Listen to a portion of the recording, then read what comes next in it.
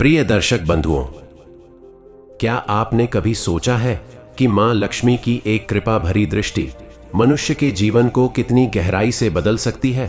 कहा जाता है कि जहां महालक्ष्मी प्रसन्न होकर विराजमान होती हैं, वहां केवल धन ही नहीं बल्कि शांति, सद्भाव और सौभाग्य स्वतः प्रवेश कर जाते हैं। वहां संघर्ष धीरे धीरे अवसर में बदल जाता है और साधारण जीवन भी दिव्यता से भर उठता है। आज की इस पावन लक्ष्मी कथा में हम ऐसे ही एक रहस्यमय और प्रेरणादायक प्रसंग को सुनने जा रहे हैं, जिसने एक साधारण व्यक्ति के भाग्य की दिशा ही बदल दी। यह कथा केवल धन वैभव की नहीं है, बल्कि धैर्य, श्रद्धा और उस अंतिम बात की है जिसे सुनकर मनुष्य का अहंकार टूटता है और भीतर की चेतना जाग उठती है। पुराणों में कहा गया है कि जो व्यक्ति श्रद्धा और विश्वास के साथ मां लक्ष्मी की कथा को अंत तक सुनता है, उसके जीवन से दरिद्रता, भय और अशांति स्वतः दूर होने लगती है। इसलिए आपसे विनम्र निवेदन है कि इस दिव्य कथा को अंत तक अवश्य सुने, क्योंकि यह केवल सुनने की कथा नहीं बल्कि अनुभव करने की साधना है। यदि आपके हृदय में मां लक्ष्मी के प्रति सच्ची भक्ति है, तो इस पावन क्षण में मन को स्थिर करें, विचारों को शांत करें और इस कथा के माध्यम से महालक्ष्मी की कृपा को अपने जीवन में आमंत्रित करें। तो चलिए श्रद्धा और विश्वास के साथ प्रवेश करते हैं इस अलौकिक लक्ष्मी कथा में, जहां भाग्य जागृत होता है और जीवन में एक नई, शुभ और सुनहरी शुरुआत होती है। शुक्रवार का दिन था, लेकिन उस सुबह में कोई उजास नहीं था। आकाश पर बादल ऐसे टिके थे मानो उन्हें हटने की अनुमति ही न हो, और राजमहल की ऊंची अटारियों से टकराकर लौटती हवा ऐसा आभास दे रही थी जैसे स्वयं समय भी वहीं ठहर गया हो। यह वही राज्य था जहां कभी हर शुक्रवार माता लक्ष्मी की पूजा के बाद गलियां दीपों की सुगंध से भर जाती थीं और सोने की घंटियों की ध्वनि दूर दूर तक सुनाई देती थी। पर आज उसी महल के प्रांगण में एक अजीब सा सन्नाटा पसरा हुआ था। न शंख की आवाज, न मंत्रों की गूंज, न भक्तों की हलचल। राजा सुवर्णसेन अपनी शयन कक्ष की खिड़की के पास खड़ा राजधानी की ओर देख रहा था। उसके वस्त्र रेशमी थे, मुकुट चमकता था, पर उसकी आंखों में वह चमक नहीं थी जो किसी समृद्ध राजा की होती है। लोगों के झुके हुए सिर उसे दिखाई दे रहे थे, लेकिन यह झुकाव सम्मान का नहीं, किसी अनजाने भय का था, और वह समझ नहीं पा रहा था कि यह भय किस बात का है। उसके मन में एक ही वाक्य बार बार गूंज रहा था, शुक्रवार की आखिरी बात। यह वही वाक्य था जिसे उसने वर्षों पहले राजगुरु से सुना था, जब माता लक्ष्मी की कथा के अंत में कहा गया था कि आखिरी बात ही सबसे महत्वपूर्ण होती है, क्योंकि वही अहंकार को तोड़ती है। तब राजा ने इसे साधुओं और सामान्य जनों के लिए समझकर हल्की मुस्कान के साथ टाल दिया था, पर आज वही स्मृति उसके भीतर किसी कांटे की तरह चुभ रही थी। पूजा कक्ष में कमल पर विराजमान सोने की लक्ष्मी प्रतिमा रखी थी, पर दीप बुझे हुए थे और पुजारी द्वार पर खड़ा संकोच में डूबा था, क्योंकि राजा की कठोर दृष्टि हर बार उसके शब्दों को रोक देती थी। राजा को अपने पिता चंद्रसेन की भक्ति याद आई, जो हर शुक्रवार कथा के अंत तक बैठते थे और उसी आखिरी बात को सुनकर मौन में डूब जाते थे, जिसके फलस्वरूप राज्य में कभी अभाव नहीं आया। पिता के देहांत के बाद सुवर्णसेन ने राज्य संभाला और अपनी बुद्धि, पराक्रम और नीति पर गर्व करने लगा। उसे लगने लगा कि राज्य देवी की कथा से नहीं, उसकी योजनाओं से चलेगा, और धीरे धीरे शुक्रवार की पूजा केवल औपचारिकता बन गई। पहली बार जब उसने कथा अधूरी छोड़ी, उसी रात उसे सपना आया कि महल की दीवारें बिना किसी शोर के दरक रही हैं, जिसे उसने मन का भ्रम समझकर अनदेखा कर दिया। अब वही सपना साकार होने लगा था। दरबार में मंत्रियों के चेहरे पर चिंता थी, खजाने में बिना चोरी के सोना कम होने लगा था। बाहर एक वृद्ध भिखारी की आवाज गूंज रही थी, और वह आवाज राजा के हृदय में तीर की तरह चुभ रही थी। जब सैनिक उसे हटाने गए, तो वह अचानक अदृश्य हो गया, मानो कोई संकेत देकर चला गया हो। दिन बीतते गए और संकट गहराता गया। व्यापार रुका, विद्रोह की खबरें आने लगीं और महल में आग का धुआं फैल गया, ठीक वैसा ही जैसा राजा ने अपने सपने में देखा था। एक रात दीपक की कांपती लौ के बीच राजा ने एक अदृश्य गूंज सुनी। तुमने आखिरी बात नहीं सुनी, और पहली बार उसे एहसास हुआ कि यह केवल संकट नहीं बल्कि चेतावनी है। अगले शुक्रवार उसने कथा पूरी सुनने का निश्चय किया, पर जैसे ही आखिरी क्षण आया, उसका मन फिर विचलित हो गया और वह उठकर चला गया। उसी रात वही वृद्ध भिखारी महल के द्वार पर फिर प्रकट हुआ, और बिना कुछ मांगे बस इतना कह गया कि जिसने आखिरी बात नहीं सुनी वह सब सुनते सुनते भी खाली रह जाएगा। और अगले ही दिन राजा सुवर्णसेन के जीवन का वह पतन आरंभ हो गया जो उसे सिंहासन से सड़क तक ले जाने वाला था, क्योंकि माता लक्ष्मी की परीक्षा अब भी शेष थी। अगली सुबह राजा सुवर्णसेन जब नींद से जागा तो उसे लगा जैसे रात भर उसने कोई भारी बोझ अपने सीने पर रखा हो। शरीर थका हुआ था, मन और भी अधिक। महल के गलियारे जो कभी उसके कदमों की आहट से गूंज उठते थे आज उसे सूने और पराये से लग रहे थे। सेवक सिर झुकाए खड़े थे, पर उनकी आंखों में अब भय था, श्रद्धा नहीं। दरबार में पहुंचा तो सिंहासन पहले जैसा स्वर्णिम नहीं लगा। ऐसा प्रतीत हुआ मानो उसकी चमक किसी ने भीतर से खुरच ली हो। मंत्री अपने स्थान पर बैठे थे, पर कोई खुलकर बोलने का साहस नहीं कर रहा था। अंततः कोषाध्यक्ष ने कांपते स्वर में बताया कि खजाने की कमी अब छिपाई नहीं जा सकती। राज्य के कई भंडार खाली होने लगे हैं और व्यापारियों ने उधार देने से इनकार कर दिया है। राजा ने कठोरता दिखाने का प्रयास किया, पर भीतर कहीं उसे पहली बार यह स्वीकार करना पड़ा कि उसके आदेशों का प्रभाव कम हो रहा है। दिन बीतते गए और संकट की परछाई गहराती चली गई। खेतों में फसल होते हुए भी अनाज का भंडारण घटने लगा, जैसे कोई अदृश्य हाथ धीरे धीरे सब कुछ समेट रहा हो। जनता के बीच फुसफुसाहट फैलने लगी कि माता लक्ष्मी रुष्ट हैं। कुछ लोग रात के अंधेरे में महल के बाहर दीप जलाने लगे, कुछ मंदिरों में रोते हुए प्रार्थना करने लगे। राजा को यह सब समाचार मिलते थे, पर वह स्वयं भीतर से टूटता जा रहा था।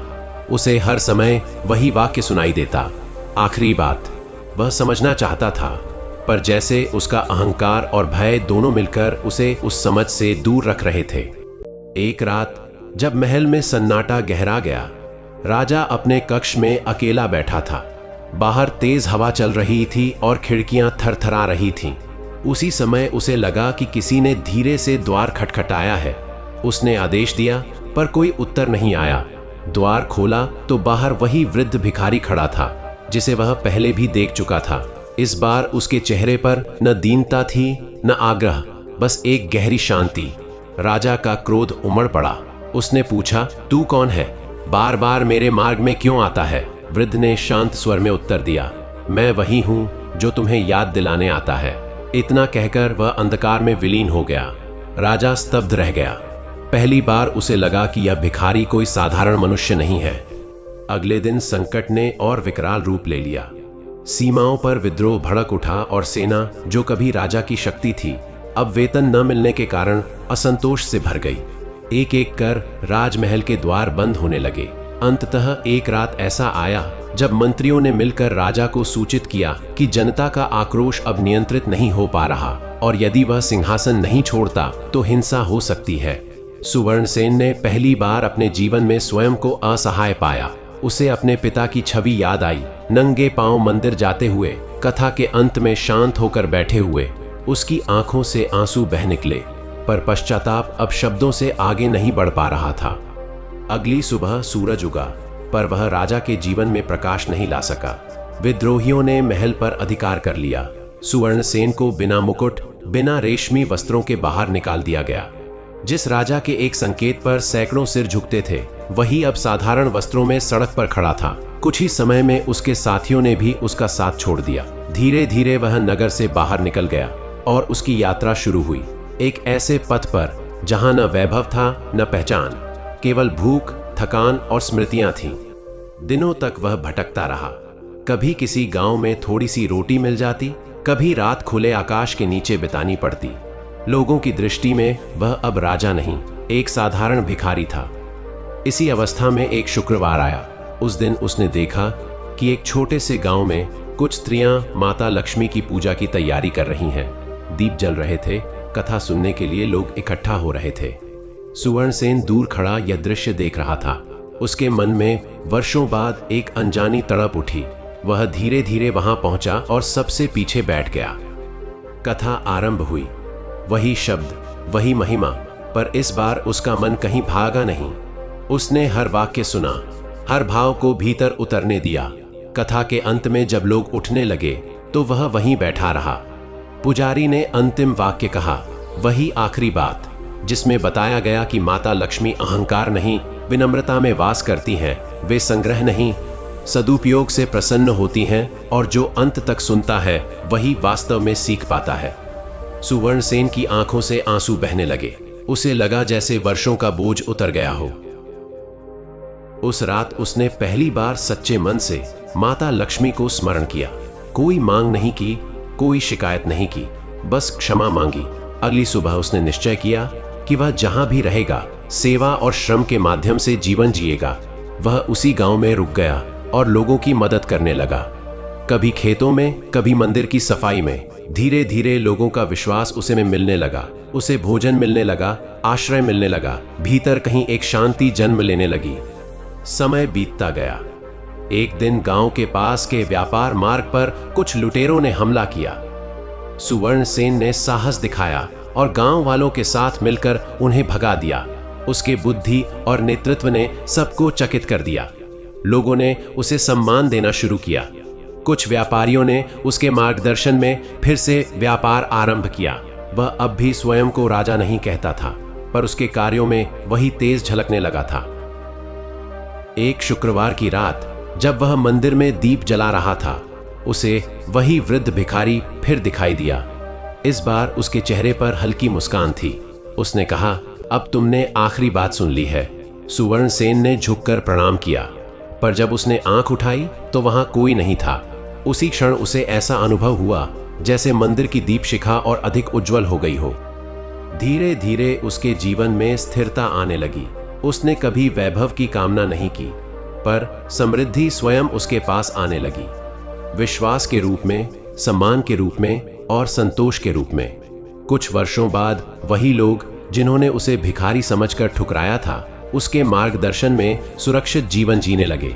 उसने समझ लिया कि माता लक्ष्मी का वास केवल स्वर्ण में नहीं, बल्कि उस अंतर्मन में होता है जो विनम्रता से भरा हो। और हर शुक्रवार जब कथा का अंत आता, वह वहीं बैठा रहता, मौन, शांत, कृतज्ञ, क्योंकि अब वह जान चुका था कि आखिरी बात केवल शब्द नहीं होती, वह जीवन को दिशा देने वाली वह अनुभूति होती है जिसे समझ लेने पर मनुष्य कभी खाली नहीं रहता, चाहे उसके पास कुछ हो या ना हो। शुक्रवार की उस कथा के बाद सुवर्णसेन का जीवन बाहर से भले ही साधारण दिखाई देता था, पर भीतर गहरी हलचल चल रही थी। हर सुबह सूरज उगने से पहले उसकी आंख खुल जाती और वह चुपचाप मंदिर की सीढ़ियों पर बैठकर दीप जलाता। उसके मन में अब कोई शिकायत नहीं थी, न ही बीते वैभव की कसक। बस एक मौन प्रार्थना होती थी कि जो समझ उसे मिली है वह कभी उससे छिने नहीं। गांव के लोग उसे अब केवल एक सहायक नहीं, बल्कि मार्गदर्शक की तरह देखने लगे थे। वह खेतों में काम करता, बच्चों को पढ़ना सिखाता, बुजुर्गों की सेवा करता और हर काम को ऐसे करता जैसे वही उसकी पूजा हो। धीरे धीरे उसके भीतर एक ऐसी स्थिरता जन्म लेने लगी जो उसने कभी सिंहासन पर बैठकर भी अनुभव नहीं की थी। समय के साथ गांव की दशा बदलने लगी। जो भूमि वर्षों से कम उपज दे रही थी, वहां फसलें लहलहाने लगी। व्यापार मार्ग फिर से सुरक्षित हो गए और व्यापारी निडर होकर आने जाने लगे। लोग आपस में कहने लगे कि माता लक्ष्मी की कृपा लौट आई है, पर सुवर्णसेन यह सुनकर केवल मुस्कुरा देता। वह जानता था कि कृपा किसी चमत्कार से नहीं, बल्कि सही आचरण से प्रकट होती है। हर शुक्रवार वह कथा सुनने के बाद सबसे अंत में बैठा रहता, जैसे वह क्षण उसके लिए सांस लेने जितना आवश्यक हो। उसी मौन में उसे बार बार पिता की छवि दिखाई देती और उसे लगता मानो वे दूर से सिर हिलाकर उसकी दिशा की पुष्टि कर रहे हों। एक दिन पड़ोसी क्षेत्र से कुछ यात्री गांव में आए। उन्होंने सुवर्णसेन की सूझबूझ और नेतृत्व की चर्चा सुनी और सहायता की याचना की। वहां के लोग अकाल और अव्यवस्था से जूझ रहे थे। सुवर्णसेन ने बिना किसी संकोच के साथ चलने का निश्चय किया। उसने गांव वालों से कहा कि सेवा का मार्ग कभी एक स्थान तक सीमित नहीं होता। वह यात्रियों के साथ निकला और जहां जहां गया वहां अपने अनुभव से लोगों को श्रम, संयम और विश्वास का महत्व समझाता गया। कुछ ही समय में सूखे खेतों में फिर से काम शुरू हुआ। छोटे छोटे समूह बने और लोगों में उम्मीद जगी। इसी यात्रा के दौरान एक रात उसने स्वप्न देखा। स्वप्न में वही वृद्ध भिखारी कमल के पुष्पों से भरे मार्ग पर खड़ा था। उसने कुछ कहा नहीं, बस हाथ उठाकर आगे की ओर संकेत किया। सुवर्णसेन की नींद खुली तो उसका हृदय अजीब सी शांति से भर गया। उसे लगा कि उसका पथ अभी समाप्त नहीं हुआ है। अगले दिन उसने यात्रियों से विदा ली और एक नए नगर की ओर बढ़ गया, जहां उसे किसी अनजानी पुकार ने बुलाया था। यह नगर कभी उसके राज्य का हिस्सा रहा था, पर अब वह उसे पहचान भी नहीं पा रहा था। नगर में प्रवेश करते ही उसने देखा कि लोग भय और अविश्वास में जी रहे हैं। बाजार सूने थे, मंदिर उपेक्षित थे और हर चेहरे पर असंतोष की रेखाएं थीं। सुवर्णसेन ने किसी से अपना परिचय नहीं दिया। वह वहीं ठहर गया और साधारण कार्य करने लगा। धीरे धीरे उसने लोगों से संवाद शुरू किया, उनकी समस्याएं सुनी और समाधान के छोटे छोटे उपाय सुझाए। उसने किसी को धन का वादा नहीं किया, बस यह कहा कि जब मन में श्रद्धा और कर्म में ईमानदारी आती है तो राह स्वयं बनती है। कुछ लोग उसकी बातों से प्रभावित हुए, कुछ ने उपहास किया, पर वह शांत रहा। एक शुक्रवार को उसने देखा कि नगर में वर्षों बाद माता लक्ष्मी की कथा का आयोजन होने वाला है, पर कोई विशेष उत्साह नहीं था। सुवर्णसेन ने स्वयं आगे बढ़कर व्यवस्था में सहायता की। कथा शुरू हुई, पर बीच बीच में लोग उठकर जाने लगे। तब उसने विनम्र स्वर में सबको बैठने का आग्रह किया और कहा कि अंत का क्षण सबसे महत्वपूर्ण होता है। उसकी आवाज में ऐसा विश्वास था कि लोग ठहर गए। जब आखिरी बात कही गई तो कई आंखों में आंसू थे। उसी क्षण नगर में जैसे कोई बंधन टूट गया हो। लोगों ने पहली बार एक दूसरे को बिना भय के देखा। उसके बाद परिवर्तन की गति तेज हो गई। व्यापार फिर से चल पड़ा, कारीगरों को काम मिलने लगा और मंदिरों में दीप जलने लगे। लोग सुवर्णसेन को अपना नेता मानने लगे, पर उसने कभी यह स्वीकार नहीं किया। उसने कहा कि नेतृत्व पद से नहीं, सेवा से मिलता है। कुछ समय बाद नगर के बुजुर्गों ने उससे आग्रह किया कि वह व्यवस्था संभाले। सुवर्णसेन ने शर्त रखी कि कोई वैभव नहीं होगा, कोई अहंकार नहीं होगा, केवल धर्म और कर्म का मार्ग होगा। लोगों ने यह शर्त स्वीकार की। एक रात जब वह नगर के मंदिर में अकेला दीप जला रहा था, उसे फिर वही उपस्थिति महसूस हुई। इस बार कोई रूप नहीं दिखा, बस मन में एक भाव जागा कि उसकी परीक्षा अब पूर्ण होने को है। उसे समझ आया कि माता लक्ष्मी ने उसे दरिद्रता, अपमान और सेवा के मार्ग से इसलिए गुजारा ताकि वह धन का नहीं, धर्म का अर्थ समझ सके। उसकी आंखें नम हो गईं, पर चेहरे पर संतोष था। समय बीतने के साथ सुवर्णसेन का नाम दूर दूर तक फैल गया, पर एक ऐसे व्यक्ति के रूप में जो स्वयं को कभी आगे नहीं रखता था। लोग उससे आशीर्वाद लेने आते, पर वह उन्हें कर्म का उपदेश देता। वह कहता कि माता लक्ष्मी वहीं वास करती हैं जहां श्रम का सम्मान और विनम्रता का स्थान हो। उसके शब्दों में कोई जादू नहीं था, बस अनुभव की सच्चाई थी। जीवन के अंतिम वर्षों में वह फिर उसी गांव लौटा जहां उसने पहली बार कथा पूरी सुनी थी। उसने वहीं एक छोटा सा आश्रम बनाया और शेष जीवन सेवा में बिताया। हर शुक्रवार वह सबसे अंत में बैठकर मौन रहता। लोग पूछते कि वह क्या सोचता है, तो वह मुस्कुराकर कहता कि वह केवल कृतज्ञता में डूबा रहता है। और जब एक दिन वह चुपचाप इस संसार से विदा हुआ, तो गांव वालों ने कहा कि उन्होंने किसी राजा को नहीं, बल्कि माता लक्ष्मी के सच्चे भक्त को विदा किया है, जिसने आखिरी बात को केवल सुना नहीं, बल्कि उसे जीकर दिखाया। सुवर्णसेन के देहावसान के बाद गांव में एक अजीब सी शांति फैल गई, मानो हवा भी कुछ देर के लिए ठहर गई हो। जिस दिन उसका अंतिम संस्कार हुआ, उस दिन न कोई शोर था, न रोना धोना, बस एक गहरा मौन था जो हर हृदय में उतरता चला गया। लोग समझ नहीं पा रहे थे कि वे एक साधारण सेवक को विदा कर रहे हैं या उस चेतना को जिसने उनके जीवन की दिशा बदल दी थी। उसी रात कई लोगों ने स्वप्न देखा कि मंदिर का दीप अपने आप प्रज्वलित है और उसकी लौ असामान्य रूप से स्थिर है, जैसे कोई अदृश्य शक्ति उसकी रक्षा कर रही हो। अगले दिन जब पुजारी ने दीप देखा तो सचमुच वह बिना बुझा हुआ था, जबकि तेल समाप्त हो चुका था। यह बात धीरे धीरे पूरे क्षेत्र में फैल गई और लोगों के मन में एक नई श्रद्धा ने जन्म लिया। समय बीतने के साथ सुवर्णसेन की स्मृति केवल कथा बनकर नहीं रह गई, बल्कि एक मार्गदर्शन बन गई। लोग जब भी किसी संकट में पड़ते तो कहते, वह आखिरी बात याद करो। धीरे धीरे यह वाक्य एक साधारण कहावत नहीं, बल्कि जीवन का आधार बन गया। व्यापार में नुकसान हो या परिवार में कलह, लोग पहले स्वयं से पूछते कि कहीं उन्होंने अहंकार या अधैर्य तो नहीं पाल लिया।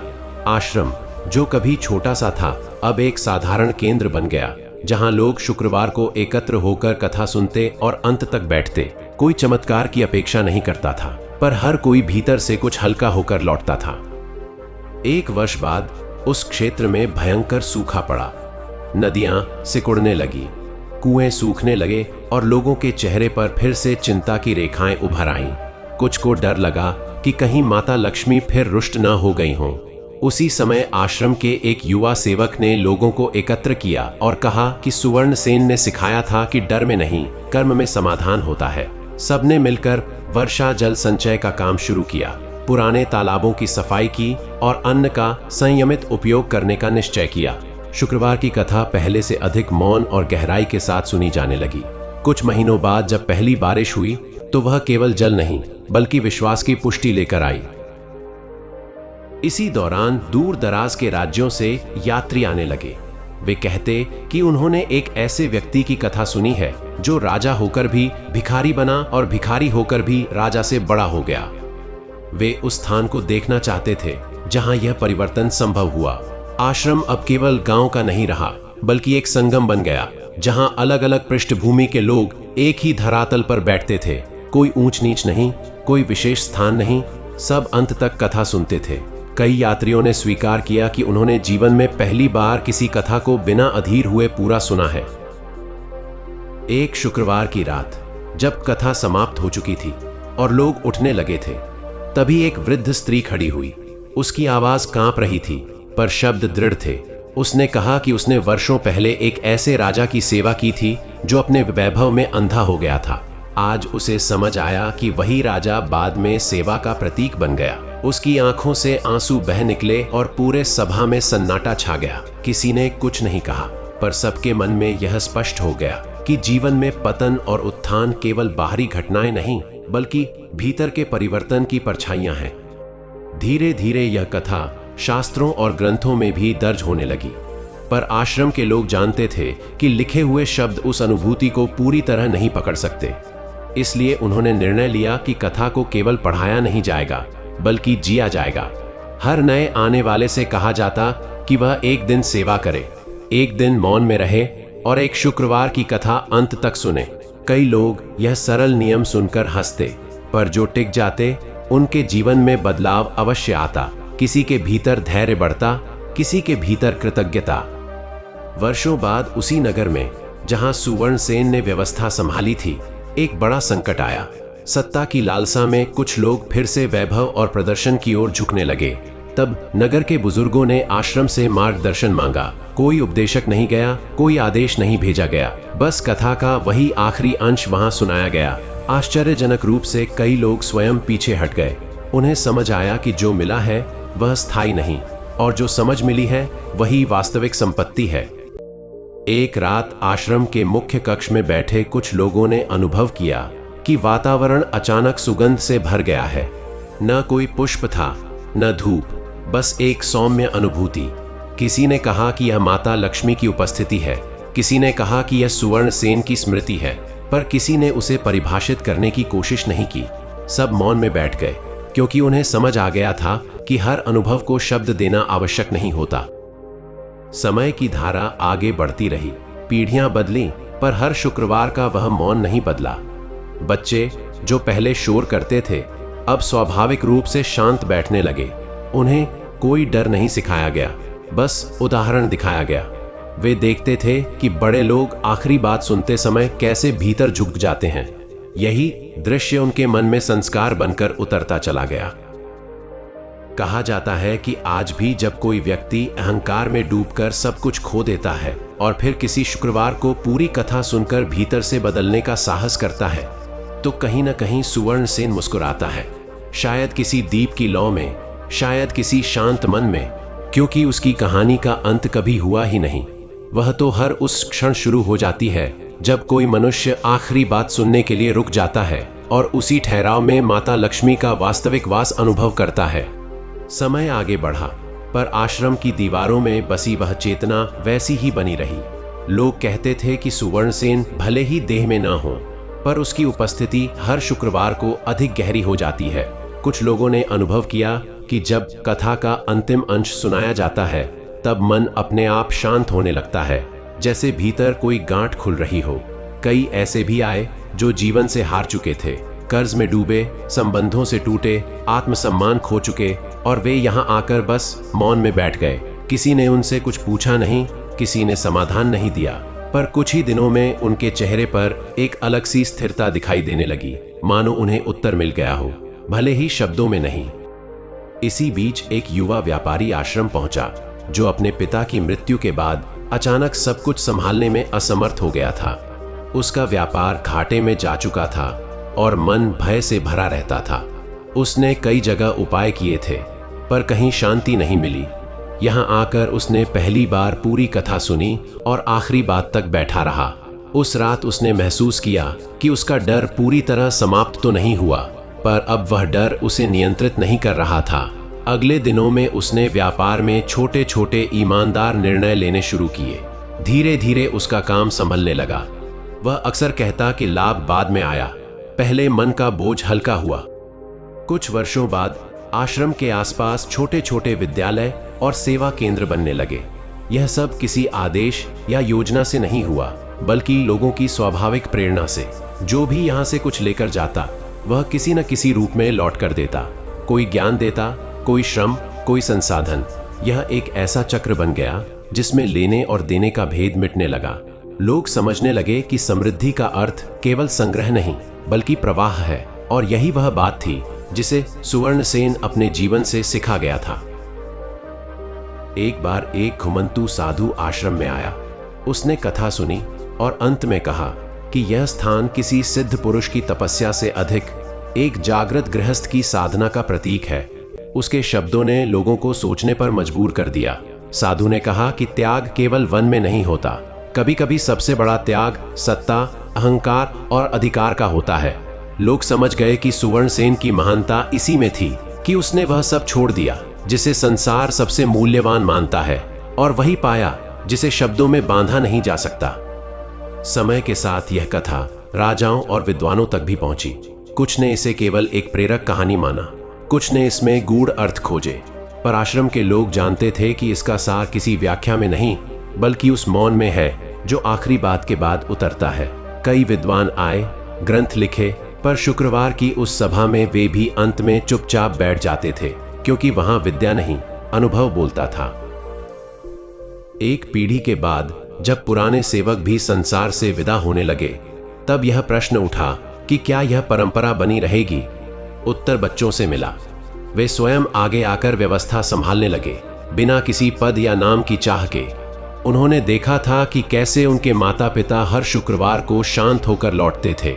उनके लिए यह कोई बोझ नहीं, बल्कि जीवन का सहज हिस्सा था। इस तरह कथा केवल सुनाई नहीं जाती रही, बल्कि पीढ़ियों के स्वभाव में ढलती चली गई। कभी कभी रात के सन्नाटे में, जब मंदिर के दीपक धीमी लौ में जलते थे, कुछ लोगों को लगता कि किसी ने हल्के से उनके कंधे पर हाथ रखा है। न डर लगता, न आश्चर्य, बस एक भरोसा सा। वे इसे माता लक्ष्मी की कृपा कहते या सुवर्णसेन की उपस्थिति, पर किसी ने निश्चित दावा नहीं किया, शायद इसलिए कि अब नाम महत्वपूर्ण नहीं रह गए थे, भावना ही पर्याप्त थी। समय के किसी मोड़ पर उस क्षेत्र में फिर से बड़ा वैभव आया। नए नगर बने, सुविधाएं बढ़ी, संपन्नता लौटी, पर इस बार लोग पहले जैसे अंधे नहीं हुए। हर शुभ कार्य से पहले वे शुक्रवार की कथा सुनते और अंत तक बैठते। यह उनके लिए एक स्मरण था कि जो मिला है वह स्थायी नहीं, और जो समझ मिली है वही रक्षा करेगी। वैभव आया, पर विनम्रता के साथ। धन आया, पर उत्तरदायित्व के साथ। कहा जाता है कि जिस दिन कोई व्यक्ति पूरी कथा सुनकर आखिरी बात को हृदय से स्वीकार कर लेता है, उसी दिन उसके जीवन में एक सूक्ष्म परिवर्तन होता है। बाहर की परिस्थितियां तुरंत न बदलें, पर भीतर का दृष्टिकोण बदल जाता है। यही परिवर्तन धीरे धीरे जीवन की दिशा बदल देता है।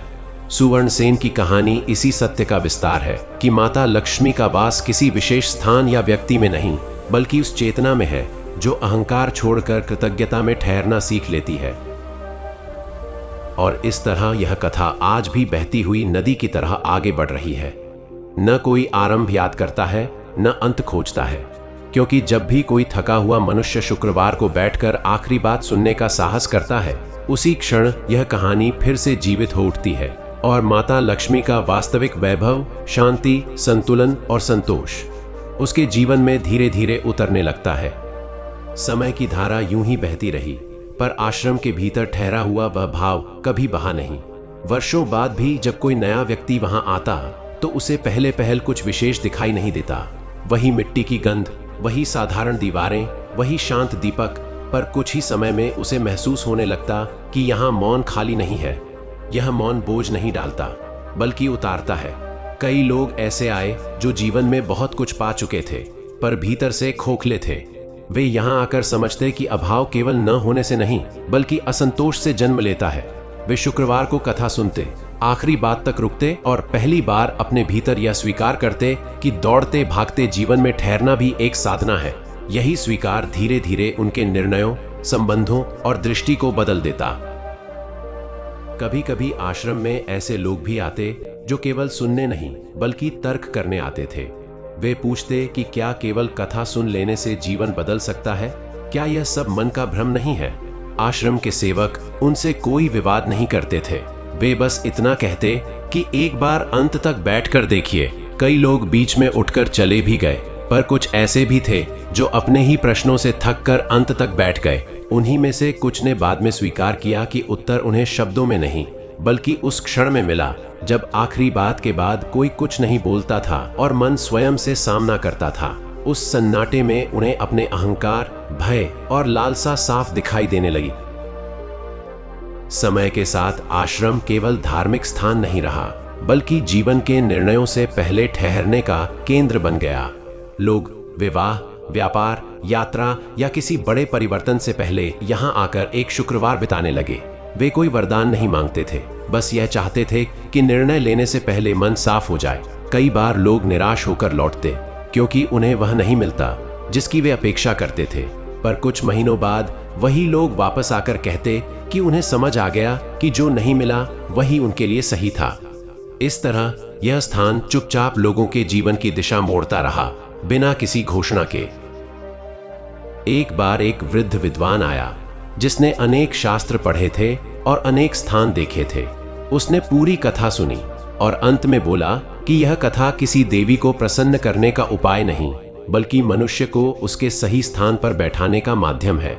उसने कहा कि जब तक मनुष्य स्वयं को केंद्र में रखता है, तब तक लक्ष्मी भी उससे दूर रहती है, और जब वह स्वयं को साधन मान लेता है, तब वही लक्ष्मी उसके माध्यम से बहने लगती है।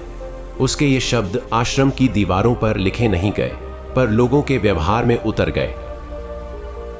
धीरे धीरे यह भावना इतनी गहरी हो गई कि लोग अपने बच्चों को डराकर नहीं, उदाहरण देकर सिखाने लगे।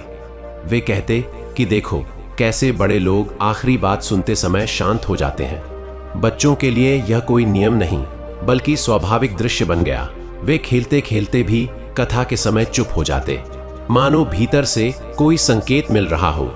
यही संस्कार आगे चलकर उनके निर्णयों में झलकने लगा। वे प्रतिस्पर्धा करते, पर द्वेष से नहीं, आगे बढ़ते, पर किसी को गिराकर नहीं। समय के किसी दौर में उस क्षेत्र में फिर से संकट आया। इस बार प्राकृतिक नहीं, बल्कि मानसिक। लोग सुविधा और तकनीक में उलझकर भीतर से बिखरने लगे। तनाव, ईर्ष्या और अकेलापन बढ़ने लगा। तब बहुतों को यह समझ आया कि समृद्धि केवल साधनों से नहीं आती। वे फिर आश्रम की ओर लौटे। इस बार भी कोई नया नियम नहीं बना, कोई विशेष आयोजन नहीं हुआ, बस वही शुक्रवार, वही कथा, वही आखिरी बात। फर्क केवल इतना था कि अब लोग अधिक जल्दी समझने लगे थे कि समस्या बाहर नहीं, भीतर है। कुछ लोग ऐसे भी थे जो सुवर्णसेन को केवल एक ऐतिहासिक पात्र मानते थे। वे कहते कि यह सब समय का प्रभाव है, व्यक्ति का नहीं। पर जब वे स्वयं जीवन में टूटते थे, तब उन्हें किसी सिद्धांत से नहीं, बल्कि उस साधारण सी कथा से सहारा मिलता था। वे तब समझते कि सुवर्णसेन की कहानी इसलिए जीवित है क्योंकि वह किसी एक व्यक्ति की नहीं, हर उस मनुष्य की कहानी है जो गिरकर उठना चाहता है, पर पहले ठहरना सीखता है।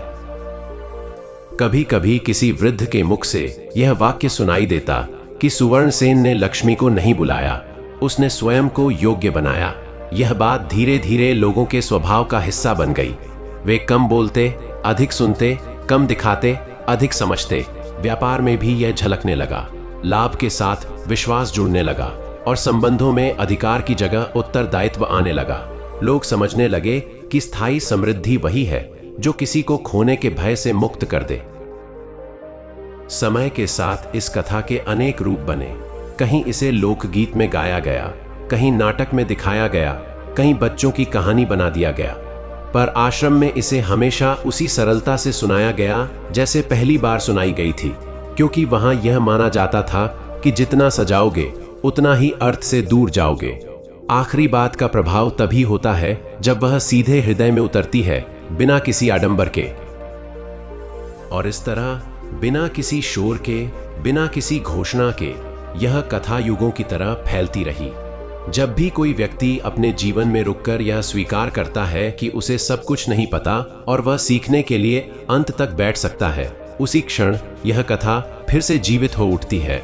माता लक्ष्मी का वास तब किसी मूर्ति या स्थान में नहीं, बल्कि उस शांत हृदय में होता है जो अहंकार छोड़कर कृतज्ञता में टिक जाता है। यही वह अंतहीन यात्रा है जिसका न कोई अंतिम अध्याय है न पूर्ण विराम, क्योंकि हर शुक्रवार, हर मौन और हर आखिरी बात के साथ यह कथा फिर से आरंभ हो जाती है।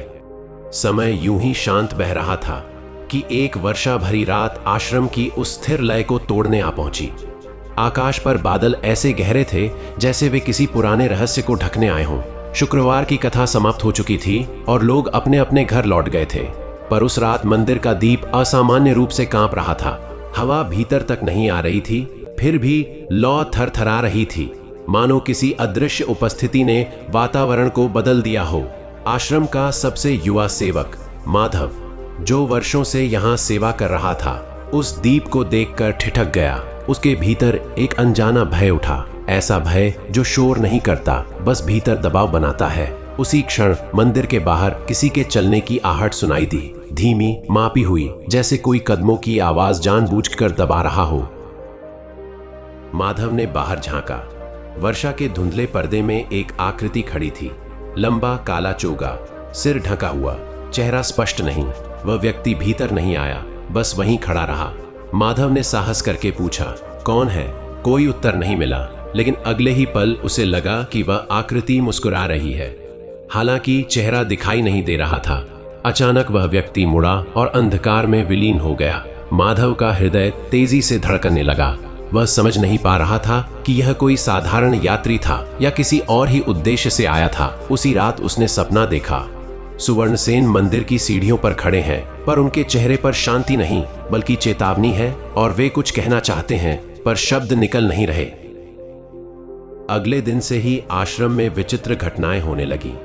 कथा के समय कुछ लोग बेचैन हो जाते, किसी को सिर दर्द होने लगता, किसी को घुटन।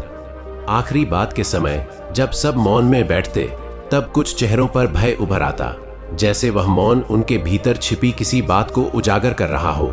माधव ने यह बात आश्रम के वृद्ध सेवक से कही। वृद्ध ने लंबी सांस लेकर कहा कि हर प्रकाश के चारों ओर अंधकार भी घूमता है। जहां चेतना जागती है, वहां वह शक्ति भी आती है जो उसे परखना चाहती है। उसने बताया कि वर्षों पहले भी ऐसा ही हुआ था, जब किसी ने इस कथा की शक्ति को अपने स्वार्थ के लिए मोड़ने का प्रयास किया था। कुछ दिनों बाद उस रहस्यमय व्यक्ति का फिर आगमन हुआ। इस बार वह बिना छिपे आश्रम में आया। उसने स्वयं को वीरभद्र बताया और कहा कि वह दूर के नगर से आया है, जहां उसने इस कथा के चमत्कारों के बारे में सुना है। उसके शब्द विनम्र थे, पर आंखों में एक अजीब सी तीक्ष्णता थी। उसने कहा कि वह आश्रम में रहकर कथा को और गहराई से समझना चाहता है। किसी ने उसे रोका नहीं, क्योंकि आश्रम में किसी को भी आने से मना नहीं किया जाता था। पर माधव के मन में एक अनकही शंका बैठ गई। उसे लग रहा था कि यह व्यक्ति सीखने नहीं, कुछ पाने आया है, कुछ ऐसा जो केवल बाहरी नहीं था। वीरभद्र हर शुक्रवार कथा सुनता, पर वह आखिरी बात के बाद भी मौन में नहीं ठहरता। वह तुरंत उठ जाता, जैसे उस मौन से उसे असहजता होती हो। धीरे धीरे उसने लोगों से बातचीत शुरू की। उन्हें यह समझाने लगा कि यदि आखिरी बात में इतनी शक्ति है तो उसे विशेष विधि से सुनाया जाना चाहिए, विशेष मंत्रों के साथ, ताकि उसका प्रभाव तुरंत दिखे। कुछ लोग उसके तर्कों से प्रभावित होने लगे। उन्हें लगा कि शायद आश्रम की परंपरा अधूरी है, शायद अब समय आ गया है उसे और प्रभावशाली बनाने का। माधव ने यह सब देखा, पर भीतर से घबराने लगा। उसे लग रहा था कि कथा को बदला जा रहा है, उसकी आत्मा को छुआ जा रहा है। एक रात माधव ने साहस करके वीरभद्र का सामना किया। उसने पूछा कि वह वास्तव में क्या चाहता है। वीरभद्र मुस्कुराया और बोला कि वह केवल शक्ति को जागृत करना चाहता है। उसने कहा कि जो कथा लोगों को बदल सकती है वह संसार को भी बदल सकती है, यदि उसे सही हाथों में दिया जाए। उसके शब्दों में आकर्षण था, पर माधव को उनमें वही पुराना अहंकार दिखाई दिया जिसे सुवर्णसेन ने जीवन भर त्यागा था। उसी रात आश्रम के मंदिर में दीप अचानक बुझ गया, बिना हवा, बिना कारण। वर्षों में ऐसा पहली बार हुआ था।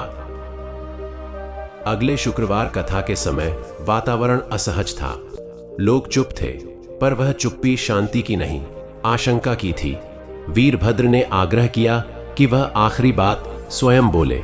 कुछ लोग सहमत हो गए। जैसे ही उसने बोलना शुरू किया, उसके शब्द अलग थे।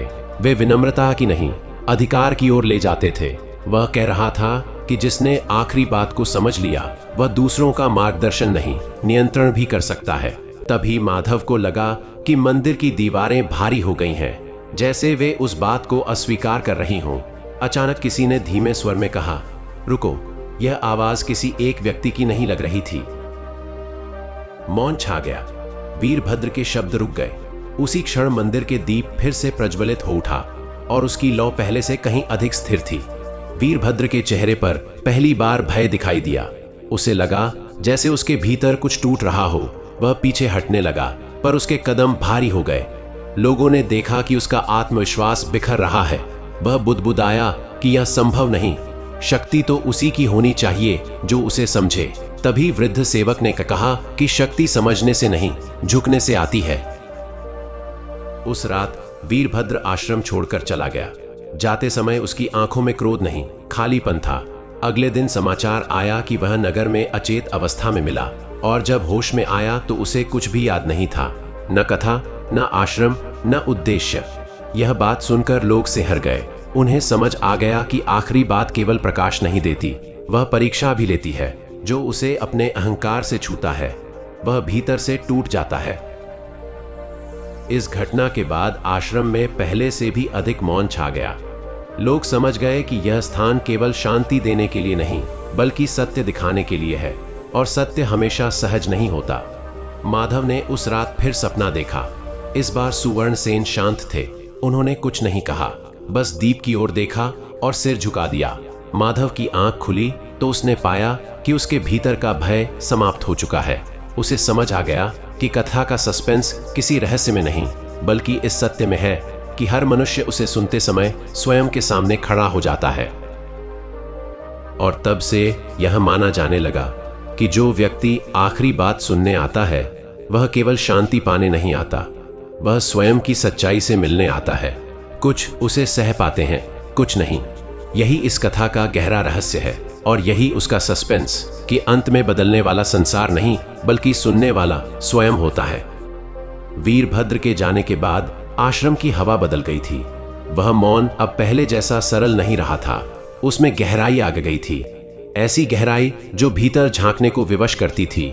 माधव को लगता था कि जैसे हर शुक्रवार कथा सुनते समय लोग अब शब्दों से अधिक अपने भीतर की आवाज सुनने लगे हैं। कोई जल्दी नहीं करता था, कोई उठने को व्याकुल नहीं होता था। आखिरी बात के बाद जो ठहराव आता वह अब कुछ पलों का नहीं, कई सांसों का हो गया था। उसी ठहराव में कई लोगों को अपने जीवन के ऐसे सत्य दिखने लगे जिन्हें वे वर्षों से टालते आ रहे थे। किसी को अपने लोभ का बोध हुआ, किसी को अपने क्रोध का, और किसी को अपने भीतर छिपे भय का। कुछ समय बाद माधव ने स्वयं में भी एक परिवर्तन महसूस किया। पहले वह सेवा करता था, अब सेवा में विलीन होने लगा था। उसे यह चिंता नहीं रहती थी कि लोग क्या समझेंगे या क्या कहेंगे। वह बस इतना जानता था कि इस स्थान की रक्षा के किसी दीवार या नियम से नहीं, बल्कि उस चेतना से होगी जो यहाँ हर शुक्रवार को जागती है। उसे सुवर्णसेन के जीवन की हर परत अब और स्पष्ट दिखने लगी थी। राजा का पतन, भिखारी का मौन, और अंत में वह संतुलन जहां न कुछ पाने की इच्छा थी, न खोने का भय। इसी दौरान दूर के प्रदेश से एक दल आया, जिसमें कुछ विद्वान, कुछ साधु और कुछ शासक भी थे। उन्होंने सुना था कि यहाँ कोई चमत्कार नहीं होता, फिर भी लोग बदल जाते हैं। वे इस रहस्य को समझना चाहते थे। शुक्रवार की कथा में वे भी बैठे। उन्होंने ध्यान से हर शब्द सुना, पर जैसे ही आखिरी बात आई, उनमें से कुछ असहज हो गए। एक शासक ने बाद में कहा कि उसे ऐसा लगा मानो कोई उसके भीतर के सिंहासन को हिला रहा हो। एक विद्वान ने स्वीकार किया कि उसकी सारी विद्या उस मौन के सामने छोटी लगने लगी। कुछ लोग उसी रात लौट गए, कुछ रुक गए। जो रुक गए वे बदले बिना नहीं लौटे। एक रात माधव ने आश्रम के पुराने कक्ष में बैठे बैठे एक पुरानी पांडुलिपि देखी। वह सुवर्ण सेन के समय की थी, जिसमें उसके हाथों से लिखी कुछ पंक्तियां थीं। उनमें कहीं भी माता लक्ष्मी से धन की प्रार्थना नहीं थी। केवल यह लिखा था कि यदि मुझे कुछ मिले तो मैं भूल न जाऊं, और यदि मुझसे कुछ छिन जाए तो मैं टूट न जाऊं। माधव की आंखें नम हो गईं। उसे समझ आ गया कि यही वह आखिरी बात थी जिसे शब्दों में नहीं, जीवन में समझना होता है। समय के साथ आश्रम के बाहर संसार भी बदल रहा था। व्यापार, राजनीति, प्रतिस्पर्धा, सब अपनी गति से चल रहे थे। पर जो लोग यहां से होकर गए थे, वे अब पहले जैसे नहीं थे। वे संसार में रहते हुए भी उससे बंधे नहीं थे। किसी ने बड़ा व्यापार खड़ा किया, पर उसे अपनी पहचान नहीं बनाया। किसी ने सत्ता पाई, पर उसे अपना लक्ष्य नहीं माना। जब भी वे विचलित होते, शुक्रवार को आकर आखिरी बात सुन लेते और फिर जीवन की धारा में लौट जाते। कई वर्षों बाद माधव वृद्ध हो चला था। उसके बाल सफेद हो गए थे, पर दृष्टि में स्पष्टता थी। एक शुक्रवार उसने देखा कि मंदिर में दीप कुछ अधिक उज्जवल है। कोई घटना नहीं हुई, कोई आवाज नहीं आई, पर उसके मन में एक सहज सा बोध उतरा कि अब कथा पूर्ण होने को है। उस दिन आखिरी बात के बाद वह स्वयं बहुत देर तक बैठा रहा। उसके मन में न कोई स्मृति थी, न कोई चिंता, बस एक गहरी कृतज्ञता थी। उस रात उसने स्वप्न देखा। उसने देखा कि सुवर्णसेन, वही पितासी शांति लिए, उसी दीप के पास खड़े हैं। इस बार कोई चेतावनी नहीं थी, कोई संकेत नहीं, बस एक शांत मुस्कान थी। माधव ने प्रणाम करना चाहा, पर सुवर्णसेन ने हाथ उठाकर रोक दिया, जैसे कहना चाहते हो कि अब किसी की आवश्यकता नहीं। माधव की आंख खुली तो उसे लगा जैसे उसके भीतर कोई भार हल्का हो गया हो। अगले कुछ दिनों में माधव ने धीरे धीरे अपनी जिम्मेदारियां युवाओं को सौंप दी। उसने उन्हें कोई विशेष उपदेश नहीं दिया, बस इतना कहा कि कथा को पकड़कर मत रखना, उसे बहने देना। एक शुक्रवार की सुबह वह मौन में बैठा रहा और उसी मौन में उसने शरीर त्याग दिया। कोई विशेष घटना नहीं हुई, कोई चमत्कार नहीं दिखा, बस दीप की लौ वैसी ही स्थिर रही जैसी वर्षों से रहती आई थी। आज भी वह आश्रम वैसा ही है, न बड़ा न छोटा। वहां कोई यह दावा नहीं करता कि यहां सब दुख समाप्त हो जाते हैं या यहां धन वर्षा होती है। लोग बस इतना जानते हैं कि यहां बैठकर आखिरी बात सुनी जाती है, और जो उसे सुन लेता है वह जीवन को पहले जैसा नहीं देख पाता। शायद यही माता लक्ष्मी का सबसे बड़ा वरदान है, धन से पहले दृष्टि देना। कथा यहीं समाप्त नहीं होती, क्योंकि हर शुक्रवार कोई नया मन वहां बैठता है और हर बार यह कहानी नए रूप में जन्म लेती है। कोई राजा बनकर आता है, कोई भिखारी, कोई विजेता, कोई हारा हुआ, पर जब आखिरी बात कही जाती है और मौन उतरता है, तब सब एक जैसे हो जाते हैं, सिर्फ श्रोता जो स्वयं को सुन रहे होते हैं। और उसी क्षण बिना किसी शोर के माता लक्ष्मी का वास्तविक वास वहां हो जाता है, शांति में, संतुलन में और उस ठहराव में जहां अहंकार नहीं, केवल चेतना शेष रहती है। तो प्रिय दर्शक बंधुओं, आपने सुनी यह पवित्र, दिव्य और रहस्यमयी माता लक्ष्मी की कथा, जो हमें यह सिखाती है कि जब मनुष्य अहंकार, अधैर्य और लोभ से दूर रहकर सच्चे मन से मां लक्ष्मी की उपासना करता है, तो उसके जीवन में केवल धन ही नहीं, बल्कि शांति, संतुलन और सौभाग्य का भी वास हो जाता है।